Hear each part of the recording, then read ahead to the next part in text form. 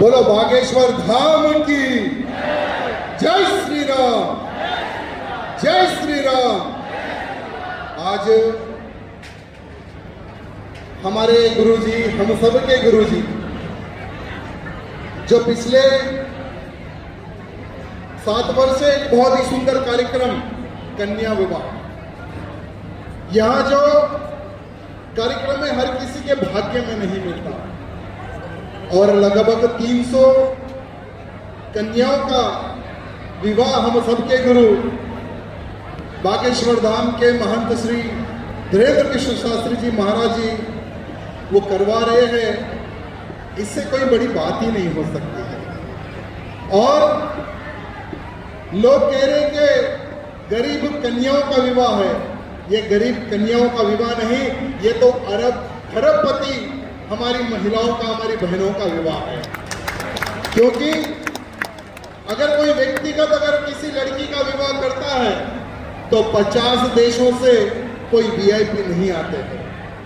अगर कोई व्यक्तिगत अगर किसी कन्या का विवाह करता है, ना ही मुख्यमंत्री आता है, ना ही राज्य मंत्री आता है। आज देखिए 300 हमारी बेटियों को आशीर्वाद देने के लिए हर राज्य से विधायकगण, सांसदगण, मंत्रीगण बागेश्वर धाम में पधारे हैं और गुरुजी का आशीर्वाद ले रहे हैं। इससे बड़ी बात क्या हो सकती है आप बताइए। और गुरुजी की तो बात ही बहुत ही अलग है। गुरुजी सिर्फ कन्या विवाह ही नहीं, गुरुजी का एक संकल्प है, मेरे भारत देश को हिंदू राष्ट्र बनाना।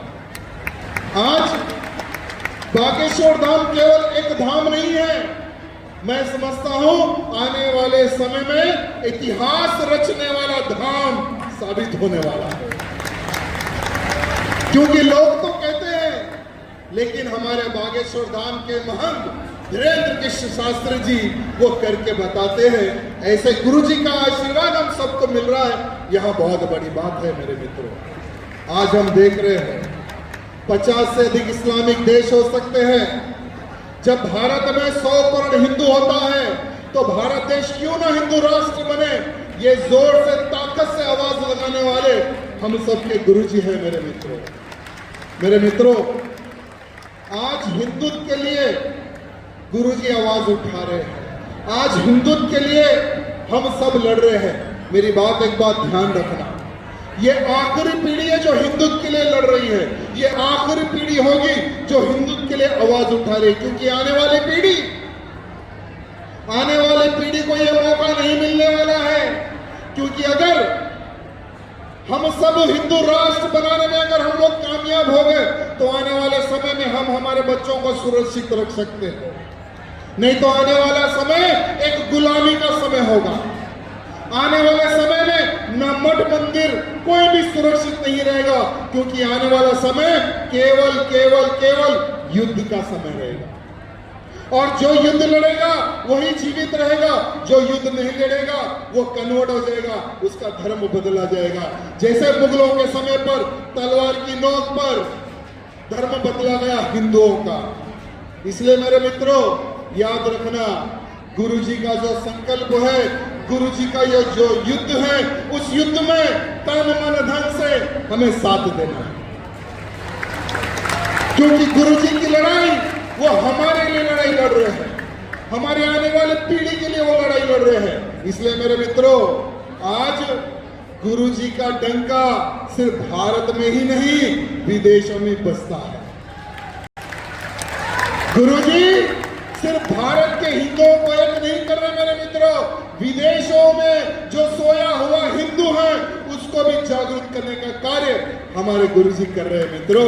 हम सबके गुरुजी कर रहे हैं मेरे मित्रों। आज जब से मैं गुरुजी से जुड़ा हुआ ना, मेरी ताकत दो दुगनी हो चुकी है। और हैदराबाद जैसे क्षेत्र मिनी पाकिस्तान कहा जाता है हैदराबाद को। भारत में कहीं पर भी जब बम धमाका होता था, आतंकी हमारे बिल्कुल हैदराबाद से पकड़ा जाता था।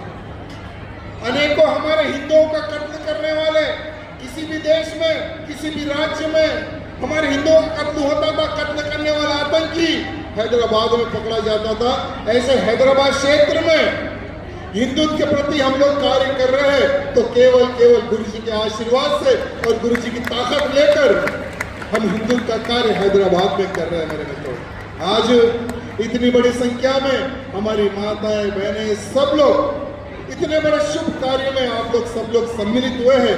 मैं आप सबको भी हृदय से प्रणाम करता हूं और इस पुण्य कार्य में जितने भी नेतागण हो, जितने भी हमारे बड़े बड़े साधु संत हो, उन सबको भी हृदय से मैं धन्यवाद प्रकट करता हूं जो इतने सुंदर कार्यक्रम में आप सब लोगों ने भाग लिया है। जय बोलो भारत माता की, वीरेंद्र कृष्ण महाराज जी की जय श्री राम। बहुत धन्यवाद। तालियां बजाकर अभिनंदन करिए टी राजा जी का, जो पहली बार नहीं बेसदा ही अभी पिछली बार जब महाराज जी यात्रा पर थे, प्रथम हिंदू एकता यात्रा में भी वे कंधे से कंधा मिलाकर चल रहे थे।